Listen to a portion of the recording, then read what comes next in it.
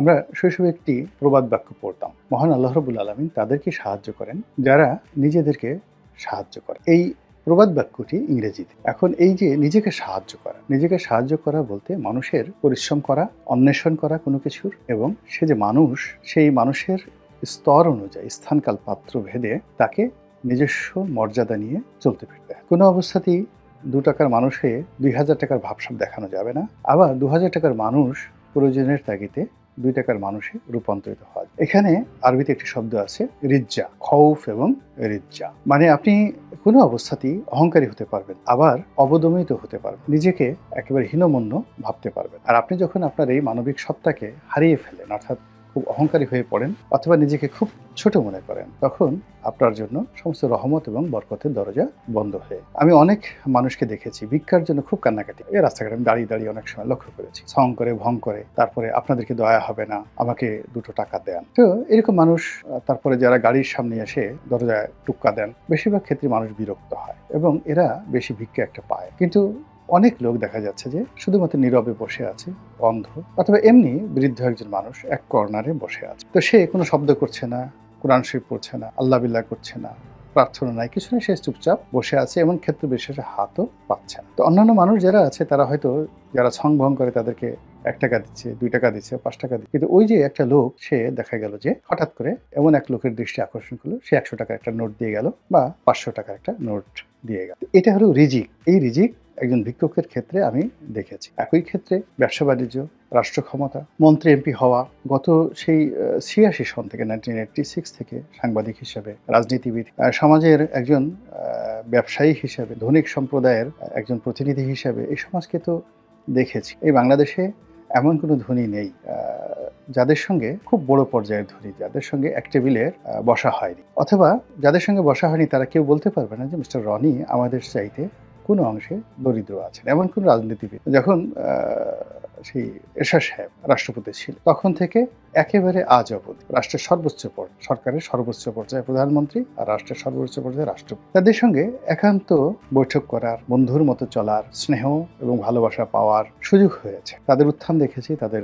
পতন দেখি। কাজেই আমার এই যে ক্ষুদ্র জীবন, এই ক্ষুদ্র জীবনে যেটি সবার কাছে শুনেছি, যারা পেয়েছেন তাদের বক্তব্য হলো যে কিভাবে যে পেলাম বলতে পারবো। মন্ত্রী হওয়ার পর, এমপি হওয়ার পর, রাষ্ট্রপতি হওয়ার পর সবারই প্রত্যাশা ছিল যে কি হোক, এটা তো আমি আশা করি। আবার যখন তাদের পতন হলো, তখন কিভাবে যে পতন হলো সেটি তারা নিজেরও টের পান। এবং এগুলো কিভাবে ঘটে যায় সেটা ছোট্ট উদাহরণ। ইয়াজউদ্দিন সাহেবকে রাষ্ট্রপতি বানানো হবে। ইয়াজউদ্দিন সাহেব নেই, কিন্তু এই ঘটনার যে দ্বিতীয় ব্যক্তি তিনি জীবিত আছেন। তো যেহেতু তার সঙ্গে আমার এই বিষয়টি নিয়ে কখনো আমি আজকে বলবো এরকম অনুমতি নিইনি, এই জন্য তার নামটি আমি বললাম না, কিন্তু ঘটনা সত্য। তিনি বেগম খালেদা জিয়ার একজন ব্যক্তিগত কর্মকর্তা ছিলেন। তো তিনি সিদ্ধান্ত নিলেন, বেগম জিয়া সিদ্ধান্ত নিলেন যে তিনি ডক্টর ইয়াজউদ্দিন আহমেদকে রাষ্ট্রপতি বানাবেন। তো তিনি তার সেই বিশ্বস্ত লোককে বললেন যে যাও, তাকে নিয়ে আসো গাড়িতে করে। তো ঢাকা বিশ্ববিদ্যালয় থেকে তাকে গাড়িতে করে সেই ভদ্রলোক নিয়ে আসছে। ইয়াজউদ্দিন সাহেব তখনও জানেন না যে তিনি দেশের রাষ্ট্রপতি হতে যাচ্ছে। তো তখন এই যে টেলিফোন কোম্পানির মোবাইল সিমের মূল্য ছিল বেশি, সেটের দাম ছিল বেশি, মোর্শেদ খানের একচেটিয়া ব্যবসা ছিল। আর তখন এই টেলিফোন কোম্পানিগুলোকে চ্যালেঞ্জ দেওয়ার জন্য সরকারি প্রতিষ্ঠান, সেই বাংলা লিংক বা ওই যে এরকম বাংলা লিংক, সম্ভবত বাংলা লিংক সরকারি প্রতিষ্ঠান, এরকম তারা মোবাইল টেলিফোন ছাড়বে কম দামে, সিমের দাম কম, কল রেট কম। তো কথাবার্তা হচ্ছিল এবং সবাই স্বপ্ন দেখছিল যে আগামী দিনে তারা বাংলা লিংকের একটা সিম যদি পায় তাহলে নিজেকে খুব সৌভাগ্যবান। তো ওই অবস্থাতে সেই যে ইয়াজউদ্দিন সাহেব, তিনি সেই বেগম খালেদা জিয়ার প্রতিনিধি, তাকে গাড়ির মধ্যে হাত চেপে ধরে তিনি বললেন যে ভাই, আপনার কাছে একটা অনুরোধ, বাংলা লিংক চালু হলে আমাকে কিন্তু 2টো সিম আপনাকে ব্যবস্থা করে দিতে হবে। তো সেই লোক নিজে নিজে চিন্তা করেন এবং তার পরবর্তী একজন ঘনিষ্ঠ বন্ধুকে তিনি বললেন যে হায় হায়, এও কি সম্ভব? এই লোক একটু পরে রাষ্ট্রপতি হবে আর সে আমার কাছে বাংলা লিংকের 2টো সিম চাচ্ছে। বঙ্গবন্ধুর জমানাতেও এরকম একজন রাষ্ট্রপতি ছিলেন, মোহাম্মদ। অনেক এরকম কাহিনীরা আছে। তো যাই হোক, সেদিকে না গিয়ে যেটি বলা যায় সেটি হলো, এখানে যা কিছুই ঘটে, বিশেষ করে রাজনীতিতে, এর বেশিরভাগই নিয়তির টানে মানুষ পড়ে যায়, প্রকৃতির খপ্পরে পড়ে যায় এবং আপনার জীবনে যা ঘটার তাই ঘটে। শেখ হাসিনা 1 মিনিট আগেও, হেলিকপ্টার ওঠার আগেও কল্পনা করতে পারেননি তিনি ক্ষমতা হারাচ্ছেন। আবার এখন তিনি বিশ্বাসই করতে পারছেন না তার ক্ষমতা নেই। ডক্টর মোহাম্মদ ইউনূস ক্ষমতার মসনদে বসা পূর্ব মুহূর্ত পর্যন্ত কল্পনাই করতে পারেনি পৃথিবীতে এরকম একটা ঘটনা ঘটতে পারে, এবং এখনো তিনি আত্মস্থ হতে পারেন। তো সেই অবস্থাতে আগামী দিনের যে রাজনৈতিক ক্ষমতা, সেই রাজনৈতিক ক্ষমতা কার ভাগ্যে আছে, কোন দলের ভাগ্যে আছে আমরা এখনো পর্যন্ত জানি। কিন্তু অবস্থা দৃষ্টে প্রকৃতি এবং পরিবেশে যে পরিবেশ বিরাজ করছে তাতে মনে হচ্ছে জনপ্রিয়তার দিক থেকে বিএনপি একেবারে সর্বোচ্চ শিখরে রয়েছে এবং নির্বাচন মোটামুটি গ্রহণযোগ্য হলে, ট্রান্সপারেন্ট হলে বিএনপির বিজয় কেউ ঠিকই রাখতে পারবে। এখন এই যে বিএনপির যে বিজয়, বিএনপির এই বিজয়কে যদি বিএনপিকে গ্রহণ করতে হয় তাহলে তার সবচেয়ে প্রথম যে জিনিসটি দরকার সেটা হলো আত্মমর্যাদা, সম্মানবোধ। সে রাজা হবে কিন্তু তাকে যদি প্রজার মতো আচরণ করে, সে সেনাপতি হবে, প্রধানমন্ত্রী হবে, মন্ত্রী হবে, উজিরে আজম হবে, আমির হবে, ওমরা হবে, কিন্তু তারা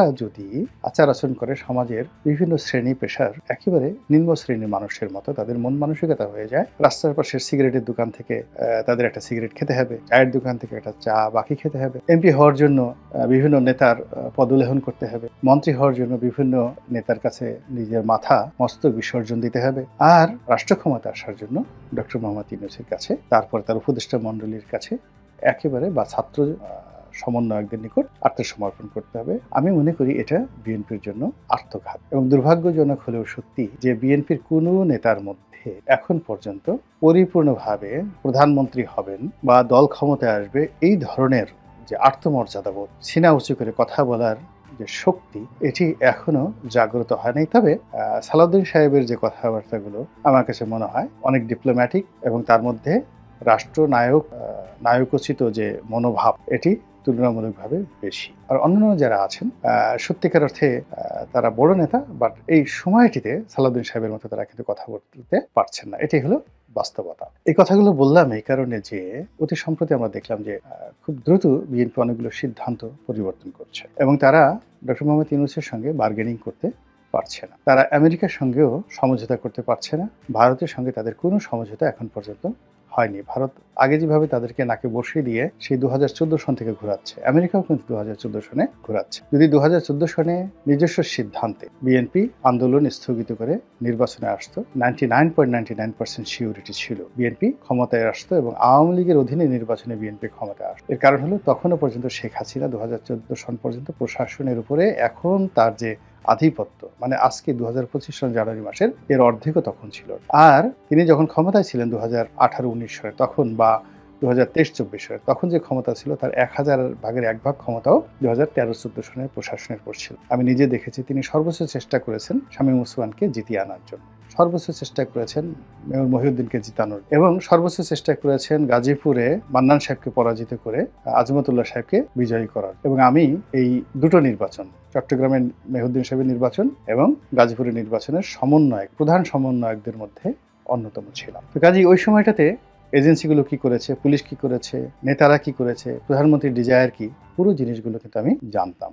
বাস্তবতা হলো আমরা পারিনি, প্রশাসন আমাদেরকে করতে দেয়নি, প্রশাসন ওই কর্তৃত্ব ছিল, নারায়ণগঞ্জে তো দাঁড়াতেই দেয়নি শামীম ওসমানের ওই জায়গায়। তারপরে চট্টগ্রামে একেবারে বলতে গেলে আমরা তো সার্কিট হাউসের ধারে কাছেই উঠতে পারিনি। এমনকি প্রকাশ্যে যে আমরা মানে এমপি মন্ত্রীরা দেখা সাক্ষাৎ করবো, হাঁটাচলা করবো, প্রচারণা করবো, এটাও নিষিদ্ধ। আমি গিয়ে উঠলাম, আমার নিজের বাড়ি ছিল ওখানে, সেখানে চট্টগ্রামে রেস্ট হাউস, আমার নিজস্ব রেস্ট হাউস ছিল, সেখানে উঠলাম। তো চট্টগ্রামের ডাক্তার আফসারুল আমিন মন্ত্রী, তাকে ফোন করলাম, সে কোথায়, দেখা গেল যে সে ওই পাহাড়ের উপরে রেলওয়ের একটা রেস্ট হাউস আছে সেখানে গিয়ে বসে আছে, তার সঙ্গে সেখানে গিয়ে কথাবার্তা। তো এই ছিল প্রশাসনের ভূমিকা। তো তখন যদি বিএনপি সিদ্ধান্ত নিতে পারতো তখন পরিবেশ ভিন্ন হতো। কিন্তু 18 সনে সে যে পরিবেশ আওয়ামী লীগকে বিশ্বাস করেছে, এটা ইতিহাসের একটা সবচেয়ে বড় প্ল্যান। আবার একইভাবে 11 পর 2008 সনে বিএনপি যে বিশ্বাস করেছে সেটা বিএনপির একটা বড় প্ল্যান, ভীষণ রকম প্ল্যান। আমার কাছে মনে হচ্ছে 2024 সনে নির্বাচনে অংশগ্রহণ না করার যে সিদ্ধান্ত আমার জানা মতে one of the finest decision. কিন্তু এই যে ডক্টর ইউনূসের এই জমানাতে গত কয়েক মাসে বিএনপি এবং তার নেতৃবৃন্দ যা কিছু করছে তাদের অনেকের কথা শুনতে খুব ভালো লাগছে, কিন্তু সংগঠনের জন্য, ভবিষ্যৎ রাজনীতির জন্য, রাষ্ট্র ক্ষমতা লাভের জন্য কোনো অবস্থাতে এগুলো আমার কাছে ইতিবাচক মনে হচ্ছে না। আমি পটানোর জন্য, খুশি করার জন্য, নেতৃবৃন্দকে তেল মারার জন্য অনেক কথা বলতে পারে। I know many good line, একেবারে নেতারা নাকে তেল দিয়ে ঘুমাবেন, এরকম সুন্দর সুন্দর কথা আমি জানি। আমি যদি লিখি পক্ষে বিএনপি খুব ভালো করছে ইত্যাদি ইত্যাদি ইত্যাদি, তারেক রহমান সাহেব আগামীর দেশ নায়ক, তিনি যাকে বলা হয় আগামী দিনের কিংবদন্তির প্রধানমন্ত্রী হবেন, জিয়াউর রহমান সাহেব নতুন বাংলাদেশের জাতীয়তাবাদের জনক হবেন, পিতা হবেন, এসব বিষয়ে আমি শেখ হাসিনার জামানাতে লিখেছি। শেখ হাসিনা যখন প্রধানমন্ত্রী তখন আমি এ সকল কথা লিখেছি পত্রিকাতে, নয়া দিগন্ততে লিখেছি যে বঙ্গবন্ধু বাংলাদেশ নামক যে বাঙালি নামক যে জাতি, এই জাতির সত্তার যদি পিতা হন আগামীতে বিএনপি ক্ষমতায় আসলে সে বাংলাদেশ নামক যে রাষ্ট্র, এই রাষ্ট্র এবং বাংলাদেশী যে জাতীয়তাবাদ, এই জাতীয়তাবাদের পিতা, ফাদার অব দ্য ন্যাশনালিটি বা ন্যাশনাল আইডেন্টিটি, এটির পিতা হবেন জিয়াউর রহমান এবং এটি তারেক রহমান ক্লেম করবে। চিন্তা করতে পারেন এই ধরনের ডেঞ্জারাস কথা শেখ হাসিনা যখন ক্ষমতায়, তখন আমি লিখেছি নয়া দিগন্তের পত্রিকাতে, যাকে বলা হয় সম্পাদক। তো কাজেই আমি বিএনপির যখন এগুলো দরকার ছিল তখন বলেছি, আর এখন বিএনপিকে যে জিনিসগুলো দরকার সেই কথাগুলো কিন্তু এখন অনেক কথা প্রকারান্তে আওয়ামী লীগের পক্ষে চলে যাচ্ছে এবং এটি রাষ্ট্রের স্থিতির জন্য এটি দরকার। আবার কিছু কিছু কথা বিএনপি মনে করছে তাদের বিপক্ষে চলে যাচ্ছে। বিএনপি এখন ক্ষমতার খুশ মেজাজে আছে, যাওয়ার খুশ মেজাজে আছে, ফলে তারা যে কোনো নেতিবাচক বিষয় যদি যত বেশি গ্রহণ করতে পারবে তত তারা ভালো করবে। যাকে নিয়ে আমার যদি স্বার্থ থাকতো বা আমার যদি ওই ধরনের কোনো লোভ লালসা থাকতো, আওয়ামী লীগের জামানাতে, বিএনপির জামানাত বা ইউনূস সাহেবের জামানাতে, ইউনূস সাহেবের সঙ্গে আমার বরং ফ্যান্টাস্টিক, এই যে এখন যারা উপদেষ্টা হয়েছেন তাদের অনেকের চাইতে আমার সম্পর্ক খুব ভালো ছিল, এখনো খারাপ আছে আমি বলবো, খুব ভালো সম্পর্ক ছিল, কিন্তু আমি প্রথম দিন থেকে কিন্তু সমালোচনা করছি, এটা ইউনূস সাহেবকে করছি, ইউনূস সাহেবের সিআরকে করছি। তো সেই দিক থেকে আমার কাছে মনে হচ্ছে যে এখন বিএনপি যে কর্মগুলো করছেন সেই কাজকর্মে তাদের আত্মমর্যাদা তারা রক্ষা করছেন না। তারা যখনই ডক্টর মোহাম্মদ ইউনূস ডাকছেন সেখানে যাওয়ার জন্য তাদের কোনো শর্ত নেই, তাদের কোনো প্রস্তুতি নেই। তারা সেখানে যাবেন, কিভাবে বসবেন, মিটিংয়ে কারা কারা উপস্থিত থাকবেন, কি কি প্রোটোকল হবে, তাদের সম্মান কিভাবে রক্ষা হবে, এই জিনিসগুলো তারা রক্ষা করতে পারছেন। যেমন ধরুন একেবারে সর্বশেষ যে বৈঠকটি হলো, যদি যাকে বলা হয় মতানৈক্য কমিশন, রাজনৈতিক মতানৈক্য কমিশনের, না রাজনৈতিক মতৈক্য কমিশন, এটা নামও মনে নাই, কি গোলার ডিম নাম ঠাম। তো এই কমিশনের যে বৈঠকটি হলো, সেই বৈঠকে যাদেরকে দাওয়াত করা হয়েছে, তো কাউকে আমি ছোট করবো না, বিএনপির অনেক বড় বড় নেতারা সেখানে গিয়েছেন। আসলে ওই অনুষ্ঠানের বাইরে সাধারণত তাদের সঙ্গে তারা এক টেবিলে বসেন। ওই অনুষ্ঠানে বিএনপি যদি প্রতিনিধি পাঠাতেন, ছাত্র দলের একজন প্রতিনিধি যেত, যুব দলের একজন প্রতিনিধি যেত, মহিলা দলের একজন প্রতিনিধি যেত এবং বিএনপির মূল দলের একজন প্রতিনিধি যেত,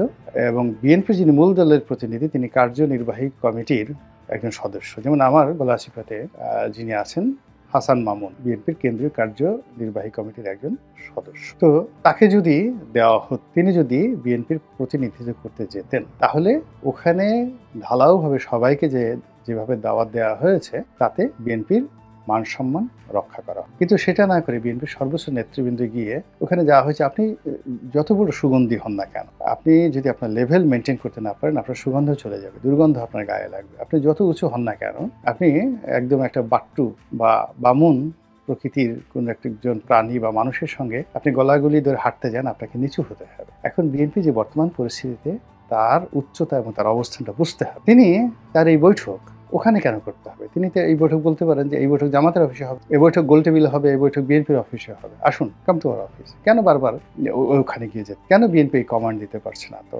যখনই পারছে না, তখনই যে তাদের মধ্যে যে একটা হীনমন্যতা তৈরি হচ্ছে, আর হীনমন্যতা আসে যে যদি আমরা বিরোধিতা করি তো জামাত ইউনূস সাহেবের কাছ থেকে বেশি প্রিভিলেজ পেয়ে এগিয়ে গেল, আমরা যদি মিস করি। এখানে আপনারা আলটিমেটলি অনেক কিছু মিস করেছেন। এখানে আপনাদেরকে যদি জয়লাভ করতে হয়, নিজস্ব শক্তিমত্তা অনুযায়ী, কৌশল অনুযায়ী জয়লাভ করতে হবে। কাউকে তেল মেরে বা কারোর সঙ্গে প্রতিযোগিতা করে আপনারা জয়লাভ করতে পারবেন না। বরং এই সমস্ত ক্ষেত্রে গিয়ে দৃষ্টিকটু অবস্থায় পড়ে, বিতর্ক জন্ম দিয়ে, নিজেরা ছোট হয়ে আপনারা যদি আত্মবিশ্বাস হারিয়ে ফেলেন, আগামীতে দল ক্ষমতায় আসা তো দূরের কথা, ক্ষমতার ধারের কাছেও যেতে পারবেন কিনা